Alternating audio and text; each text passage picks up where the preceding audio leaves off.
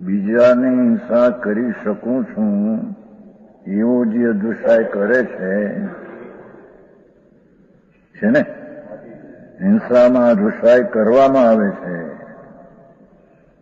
એ લોકો અધ્વસાયને નાખે બંધનું. એક ન્યાય અધ્વસાય એટલે એકત્વ બુદ્ધિ છે એ બંધનનું કારણ છે. ધર્મીને એકત્વ બુદ્ધિ નથી, છતાં પરિણામ હોય છે હિંસા અહિંસા આદિના પરિણામો, પણ એ પરિણામનો એ કરતા નથી અને પરિણામથી એને બંધ થાય છે એને અહીંયા ગૌણ ગણવામાં આવે.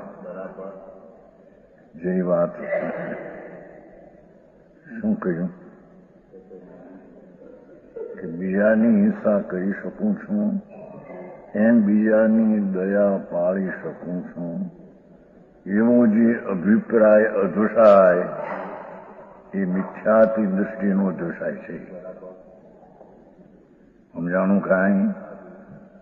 એમ બીજાને જીવાડી શકું છું એવું જે પરિણામ અધ્વસાય એ મિથ્યાત છે. હવે એ પરિણામ જેને ન હોય, ધર્મી જીવને પરને દયા પાડી શકું છું હિંસા કહીએ ન હોય, છતાં એને નબળાઈના પરિણામ એ કરું છું બચાવું એ નહીં, પણ એને હિંસામાં અથવા અહિંસામાં વિકલ્પ આવે. એ તો વાત થઈ ગઈ છે ને પહેલી, બીજામાં હું નિમિત્ત માત્ર છું.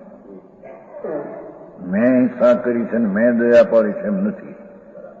તો એના પરિણામમાં બંધ છે એ એકત્વ બુદ્ધિની અપેક્ષા એને બંધ નથી. એ પરિણામથી બંધ છે એને ગૌણ ગણીને એકત્વના અભિપ્રાયથી બંધ છે તેને આ બંધ નથી એમ કહેવામાં આવ્યું.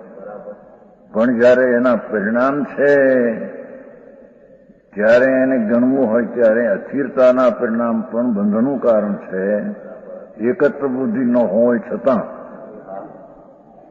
જેની વાત છે થોડી સમજાણું કાંઈ?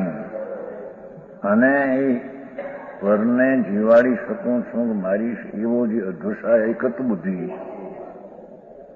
એ બંધનું કારણ છે. અને જ્ઞાનીને અધ્વસાય એકત્વ બુદ્ધિનો નથી, પણ એને વિભાવ પરિણામ થાય છે. એ વિભાવ પરિણામ એને બંધનું કારણ છે, પણ એકત્વની દ્રષ્ટિએ બંધ પડે છે તે અપેક્ષાએ તેને બંધ નથી એમ કહેવામાં આવ્યું.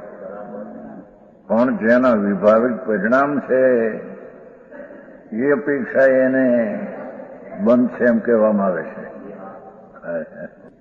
સમજાણું કાંઈ? બહુ વાતું ફેરમાં છે.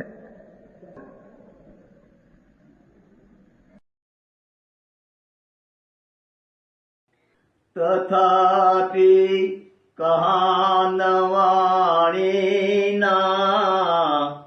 અંકાયે મૂલ્યના કદી.